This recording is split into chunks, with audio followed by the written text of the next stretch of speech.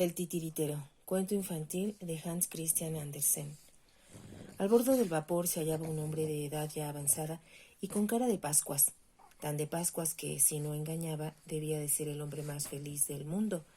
Y efectivamente lo era, según él, se lo oí de su boca. Era danés, compatriota mío y director de teatro ambulante. Llevaba consigo a todo su personal, en una gran caja, pues era titiritero. Su buen humor, que era innato, decía, había sido además refinado por un estudiante de Politécnico, y en el experimento se había vuelto completamente feliz. Yo no lo entendí de buenas a primeras, y entonces él me aclaró toda la historia, que es la siguiente. Fue en Slagelse, comenzó el hombre. Daba yo una representación en la fonda del correo, y la sala estaba brillantísima, atestada de público. Era un público que aún no había hecho la primera comunión, si se exceptúan 2 o 3 señoras ancianas. De pronto se presentó un personaje vestido de negro con aspecto de estudiante. Tomó asiento y, en el curso de la función, se rió sonoramente en los paisajes donde había que reír y aplaudió con toda justicia. Era un espectador excepcional y quise saber de quién se trataba. Y me dijeron que era un estudiante de último año de la escuela politécnica enviado para enseñar a las gentes de las provincias. Mi espectáculo terminó a las 8, pues los pequeños deben acostarse temprano y hay que pensar en las conveniencias del público. A las 9 empezó el profesor sus conferencias y experimentos, y yo acudí a oírlo. Era algo que valía la pena ver y escuchar. La mayoría de las cosas que decía quedaban por encima de mis horizontes, como suele decirse, pero yo pensé para mis adentros, puesto que los hombres somos capaces de descubrir todo esto también, deberíamos poder alargar un poco más nuestra vida, antes de que nos entierren. Lo que hacía eran pequeños milagros, y, sin embargo, todo salía tan llano, tan natural. En tiempos de Moisés y de los profetas, aquel Politécnico habría sido uno de los grandes sabios del país, y en la Edad Media habría muerto en la hoguera. En toda la noche no dormí, y cuando, al atardecer del siguiente día, hubo nueva representación, a la cual asistió también el estudiante, yo me sentí en plena forma.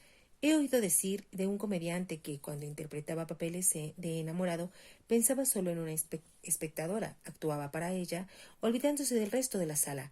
El estudiante se convirtió en ella, mi único espectador, y trabajé para él. Terminada la representación, fueron llamados a escena todos los personajes, y el estudiante me hizo llamar y me invitó a tomar un vaso de vino. Habló de mi comedia y yo hablé de su ciencia, y creo que los dos disfrutábamos por igual. Pero yo quedé con la última palabra, pues en su esfera había muchísimas cosas que no sabía explicar satisfactoriamente. Por ejemplo, el hecho de que un trozo de hierro que cae por una espiral quede magnetizado. ¿Qué significa esto? Viene el espíritu sobre él, pero ¿de dónde le viene? Es lo mismo que ocurre con los seres humanos, pienso yo. El buen Dios les hace dar volteretas a través de la espiral del tiempo y el espíritu baja sobre ellos, y de este modo sale un Napoleón, un Lutero u otro personaje por el estilo. El mundo entero es un montón de obras milagrosas, dijo el estudiante, pero estamos tan acostumbrados que las consideramos ordinarias.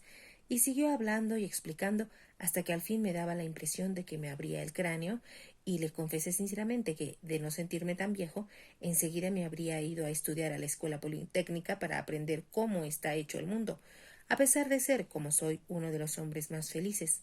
Uno de los más felices, repitió él, como si lo saborease. ¿Es usted feliz? Preguntó. Sí, respondí, soy feliz, y bien recibido en todas las ciudades donde me presento con mi compañía. Cierto que hay un deseo que a veces me acosa como un duende, una pesadilla que reprime mi buen humor. Quisiera ser director de teatro de una compañía de carne y hueso, de una verdadera compañía de personas. ¿Desea usted infundir vida a sus marionetas? ¿Desea que se conviertan en cómicos de verdad y usted en su director? Dijo. ¿Cree que entonces sería completamente feliz? Él no lo creía, pero yo sí. Seguimos hablando sin llegar a ponernos de acuerdo, pero chocamos los vasos, y el vino era excelente, solo que debía estar embrujado, pues de otro modo la historia terminaría en que yo me emborraché, y, sin embargo, no fue así. Conservaba la cabeza clara. En la habitación parecía como si diera el sol, De los ojos del estudiante manaba un resplandor que me hizo pensar en los dioses antiguos, eternamente jóvenes, cuando peregrinaban aún por la tierra. Se lo dije y se sonrió. Yo habría jurado que era un dios disfrazado o un miembro de su familia, y en efecto lo era. Mi mayor deseo iba a verse realizado. Las marionetas cobrarían vida, y yo sería director de una compañía de comediantes de carne y hueso. Chocamos los vasos y los vaciamos por la realización del milagro. Él cogió todos los muñecos de la caja, me los ató a la espalda y me lanzó luego por una espiral.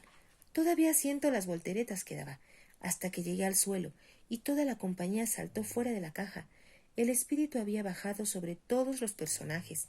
Las marionetas se habían transformado en excelentes artistas. Ellas mismas lo decían, y yo era su director. Todo estaba dispuesto para la primera representación. La compañía entera quería hablar conmigo, y el público también.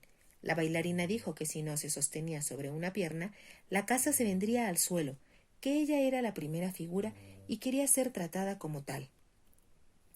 La que representaba el papel de emperatriz se empeñó en ser tratada de majestad, incluso fuera de la escena, pues de otro modo perdería la práctica. El que no tenía más misión que la de salir con una carta en la mano se daba tanta importancia como el primer galán, pues, decía, todos intervienen por igual en el conjunto artístico, tanto los pequeños como los grandes. Después el héroe exigió que todo el papel se compusiera de escenas finales, pues entonces era cuando lo aplaudían. La prima donna se negaba a salir como no fuera con luz roja, alegando que ésta le sentaba bien, al contrario de la azul. Aquello parecía una botella llena de moscas, y yo, el director, me encontraba en medio de ellas. Me faltaba aire, perdí la cabeza, me sentía tan miserable como puede ser una criatura humana. Estaba entre una nueva especie de seres. Deseaba volver a tenerlos a todos en la caja, y maldecía la hora en que había querido ser director. Les dije, sin rodeos, que en el fondo todos eran títeres, y entonces arremetieron contra mí y me mataron. Desperté tendido en mi cama, en mi habitación. ¿Cómo fui transportado allí? Y si lo hizo el estudiante, es cosa que él debe saberlo. Lo que es yo, lo ignoro. La luna brillaba en el suelo, donde aparecía volcada la caja, con todos los muñecos revueltos, grandes y pequeños. La compañía entera. Yo, ni corto ni perezoso, salté del lecho, y en un momento todos volvieron a estar en la caja, unos de cabeza, otros de pie. Puse la tapa y me senté encima. Era digno de pintarlo. ¿Se imaginan ustedes el cuadro? Yo sí. Ahora se van a quedar todos aquí, dije. Nunca más desearé que sean de carne y huesos. Me sentía aliviadísimo, el más feliz de los hombres. El estudiante politécnico me había iluminado. Completamente dichoso, me quedé dormido sobre la caja. A la mañana siguiente, en realidad al mediodía, pero es que me desperté muy tarde, seguía aún allí, feliz, porque había comprendido que mi antiguo y único deseo era una estupidez. Pregunté por el estudiante, pero se había marchado, lo mismo que hacían los dioses griegos y romanos. Y desde aquel día soy el hombre más venturoso de la tierra.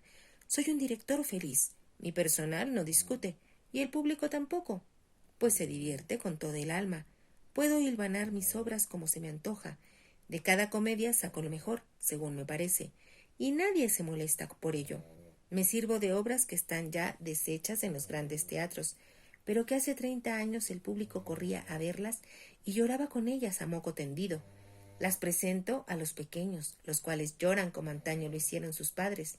Represento Johanna Montfaucon y Daibeke, y aunque abreviadas, porque los chiquillos no aguantan los largos coloquios amorosos, lo quieren desgraciado pero rápido. He recorrido toda Dinamarca, conozco a sus gentes y soy de ellas conocido. He pasado ahora a Suecia, y si aquí me acompaña la suerte y me saco mis buenas perras, me haré escandinavo y nada más. Se lo digo como compatriota. Y yo, como compatriota, lo cuento, naturalmente, solo por contarlo. Si te gustó este cuento, te invito a que te suscribas al canal, a que me regales un me gusta y actives la campanita para que puedas escuchar muchos más. Gracias.